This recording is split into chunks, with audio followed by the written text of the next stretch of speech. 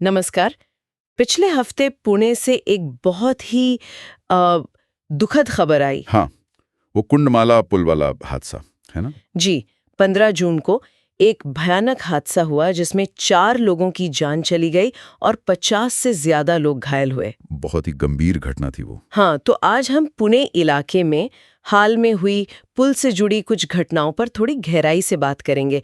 हमारे पास एक सुरक्षा समीक्षा रिपोर्ट है जिसमें इन हादसों का जिक्र है। बिल्कुल। इस रिपोर्ट में वैसे कई घटनाओं का ब्यौरा है, लेकिन कुंडमाला वाला हादसा यकीनन सबसे ज्यादा चौंकाने वाला और गंभीर है। हाँ, तो आज कोशिश करते हैं समझने की कि रिपोर्ट के आधार पर असल में हुआ क्या, इसके पीछे क्या कारण थे और अब क्या कदम उठाए जा रहे हैं। जरूर, चलिए इसी पर बात करते हैं। तो फिर कुंडमाला हादसे से ही शुरू करते हैं। 15 जून दोपहर करीब 3:30 बजे के आसपास क्या हुआ था उस वक्त? देखिए, उस वक्त पुल पर पैदल चलने वालों और टू व्हीलर्स की बहुत ज्यादा भीड़ थी। ये एक फुटब्रिज जैसा था। अच्छा। और रिपोर्ट यही कहती है कि भीड़ इतनी ज्यादा थी कि उसके बोझ से पुल का जो मुख्य लोहे का हिस्सा था वो ढह गया। ओहो। और नतीजा ये हुआ कि जैसा आपने बताया, 4 लोगों की मौत हो गई और लगभग 50 लोग घायल हुए। कई लोग तो नदी में भी बह गए थे। ये तो बहुत भयानक है। और ये पुल क्या ये पुराना था या कोई और दिक्कत थी इसमें? हाँ, रिपोर्ट तो यही इशारा करती है। ये पुल असल में 1990 के दशक में बना था, और वो भी हल्के इस्तेमाल के लिए। हल्के इस्तेमाल के लिए? जी, और इससे पहले ही संरचनात्मक रूप से, मतलब उसकी बनावट के लिहाज से असुरक्षित माना जा चुका था। क्या मतलब ये जानकारी पहले से थी कि ये असुरक्षित है? जी हाँ, रिपोर्ट के अनुसार तो यही लगता है। स्थानीय लोगों ने पहले भी चिंता जताई थी। और चेतावनी के संकेत भी थे, ऐसा सुना। फिर भी? हाँ, रिपोर्ट में जिक्र है कि चेतावनी के संकेत थे, पर शायद वो या तो इतनी भीड़ में किसी ने ध्यान नहीं दिया या फिर उन्हें अनदेखा कर दिया गया। ये तो बड़ी लापरवाही लगती है। बिल्कुल। हादसे के फौरन बाद खैर एसडीआरएफ, पुलिस और स्थानीय लोग बचाव कार्य में लग गए थे। और प्रशासन की तरफ से क्या हुआ? कोई जांच वगैरह बैठी? हाँ, जिला अधिकारियों ने एक जांच समिति बनाई है इसकी तहकीकात के लिए।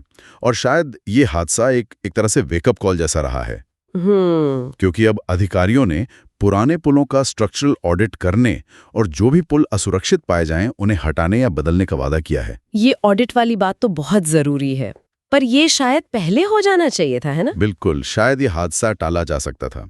खैर, कुंडमाला पुल की बात करें तो उसे मानसून के बाद फिर से बनाने की योजना है। अच्छा, दोबारा बनेगा? हाँ, पहले इसके लिए 8 करोड़ रुपए मंजूर हुए थे और रिपोर्ट के मुताबिक अब 4 करोड़ और दिए गए हैं। इसमें फुटपाथ और शायद एक व्यूइंग डेक भी बनाने की बात है। तो कुंडमाला का मामला तो साफ तौर पर एक पुराने असुरक्षित पुल पर क्षमता से ज्यादा बोझ और शायद अनदेखी का नतीजा लगता है। जी बिल्कुल, ढांचागत खामी और चेतावनी को नजरअंदाज करना यही मुख्य कारण लगते हैं। लेकिन रिपोर्ट में पुणे के आसपास कुछ और पुल से जुड़ी घटनाएं भी हैं। क्या वो भी इसी तरह की थीं? जैसे वडगांव पुल पर 3 मई को कुछ हुआ था? नहीं, देखिए, वडगांव वाला मामला बिल्कुल अलग था। वो एक सड़क दुर्घटना थी, पुल की बनावट की विफलता नहीं। अच्छा, सड़क दुर्घटना। हाँ, एक तेज रफ्तार मर्सिडीज गाड़ी थी, वो एक मोटरसाइकिल से टकराई और फिर पुल से नीचे गिर गई। बहुत दुखद रहा कि इसमें मोटरसाइकिल सवार की मौत हो गई और कार सवार 3 लोग घायल हुए।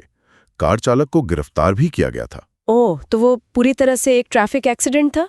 पुल ठीक था? जी हाँ, पुल की संरचना का उसमें कोई रोल नहीं था। समझ गई।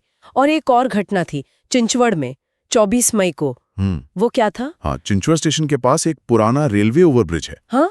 उसका एक छोटा सा हिस्सा अचानक गिर गया था। अरे, कोई घायल तो नहीं हुआ? नहीं, किस्मत अच्छी थी कि कोई घायल नहीं हुआ, लेकिन हाँ, ट्रैफिक काफी देर तक बाधित रहा और फिर उसकी फौरन मरम्मत करनी पड़ी।